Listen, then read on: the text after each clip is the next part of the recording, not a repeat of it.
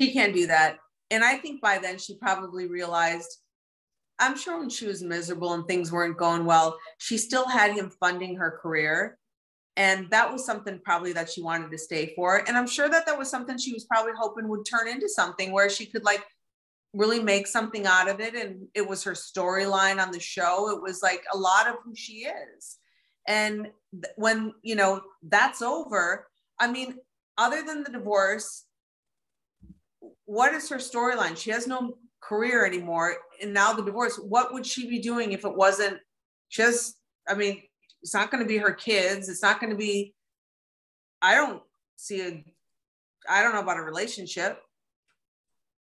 I don't know. What would the storyline be? So I think that was, I think for her, like if she could continue on with the music career and she could live her life, she had her like apartment or whatever it was that, you know, she hung out with all of her friends in, and she had a good life. I mean, I agree with you too, what you said before about like sugar daddies. Like in the beginning, you know, a sugar daddy wants you to be like, you know, humble and appreciative of like a dinner and you know, and then eventually maybe you'll get, I mean, I don't have a sugar daddy, nor have I ever. I mean, I would gladly take one. Please apply. But I just know how the world works. And like, you know, you eventually will get the Gucci bag or the Louboutins, but that ain't upfront. It's like, we're going to have dinners and, you know, like you might get a jet, you might jet off to Greece or something, but right. Like who's going to say, sign me up for $50,000 a month from day one and you're 50. And that's not age shaming at all, because I ain't no 20-year-old, but I'm just telling you, most sugar daddies do not want 50. They would like 19 to 24. Let's just leave it at that. Well, right? She looks really good though. She looks really good for 50. That's a lot of, you know, maintenance. And I'm sure that was part of the $40,000 a month. I just don't know who's going to be like, no. It's almost like you're taking like, sign me up for that. I'll spend $40,000 in a month for you to go like have a career and sing in clubs and no. So I don't know who this person is going to be, but like they might have, you know, I'm sure they'll have money. Like she travels in these circles with these women, but like, it's going to be a Vegas like gambler, like, yeah. Some Guido, some Vegas guy that's like from Jersey, from Hoboken, you know, I think so. I could see that. Like maybe like cigar smoker. Yeah, just a little rough around the edges and like, you know, hey, shut up. I'm not, you know, she had Tom, the Oklahoma guy. Now she's going to get like Hoboken, telling her to shut up over there. But I hate to say it, it's going to be someone else. Everything you just described to me says no real money, fake money. It's like, I see it like, yes, they're going to spend so much in Vegas. There's going to be suites and planes. And I see all of it. Hey, baby, I just won. Let me go get you the Rolex. I see it all.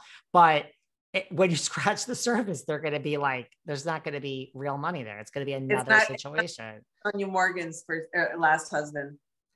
And everyone's like rolling their eyes at me. I'm just like, I'm sure like they're, but like, I'm not, and again, I'm not age shaming. I love people in their 50s and 60s. I like housewives in their 50s.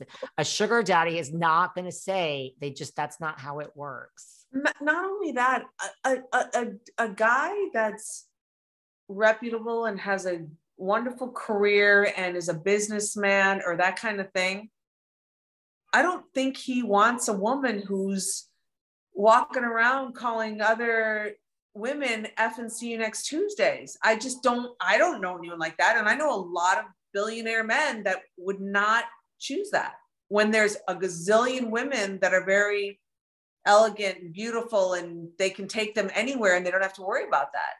They're not going to Google the girlfriend and find her like grinding on a bed, you know, talking. Yeah. You need to call Sutton because you're still traumatized that she called you that I see you next Tuesday. And I think Sutton is too. Who wouldn't be? You guys can bond. In my life, that's the only, I'm sure other people have called me that behind my back and trolls have said that, but I have never witnessed someone calling me that other than her in my life. Well, I don't think Sutton's witnessed it to her face either. So you No, guys have that in common. she witnessed it. Erika didn't call it to my face. Oh, she Not did. once. Okay. She did it in the confessional. Yeah. Is that what, okay. Yeah. The people listening to this remember these details. I don't remember the minor details, most of them, but not that. So, okay, she did in that. That was shocking. I yeah. just never heard that. I just shocked. Like, who talks like that? Maybe subconsciously, this is why you like Sutton on the show. No, I also like Sutton because I think she's smart. I really do. I think she's smart. I think she's unique. I do think she's a little quirky. And I like that. I like people who are authentic. I don't care. Me too. I don't care what you have or what you do, but if you're true to yourself and you're not afraid to just be who you are and attract the people that like you and the ones that you're not for. My mother always said, everyone is different. That's why everyone likes something different. That's why there's menus. We all want to choose something different. And the world would be really boring if we were all the same and we all liked the same thing and we all wanted to eat the same thing. Boring.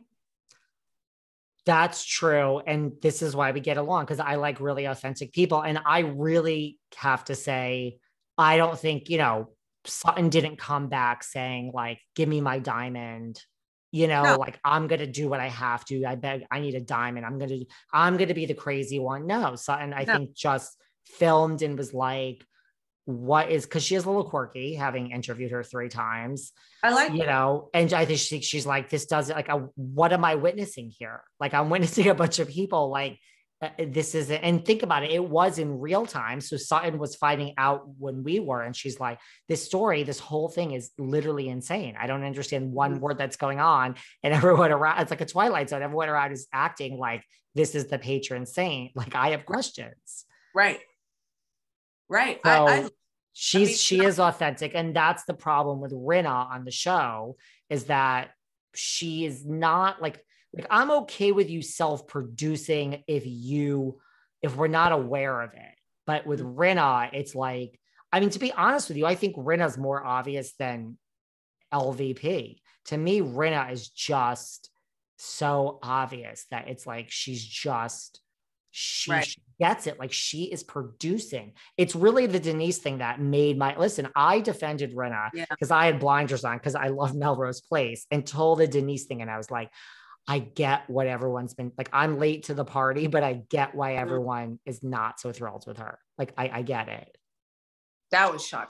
She just knows how to, like, you could just see she was salivating, like, holy shit, like this Denise thing. Like, it's almost like she's like a blogger. She's like Reality Blur. She gets it. She's like, this is the angle. This is the story. Like, she just gets it. Yeah, she's good at it. But then it's not authentic. And then that's where it's like, which side are you on? I mean, I think next season, like you say, it's everyone's season.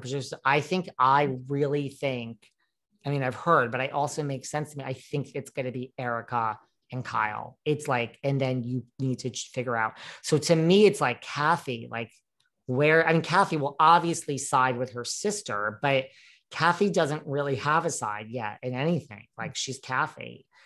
I just think it's going to be interesting to how is Kathy, I mean, she's crying at the reunion. If it really ends up being like, I mean, has everyone watched Erika this season? Like, she's out. She's not. She's tough.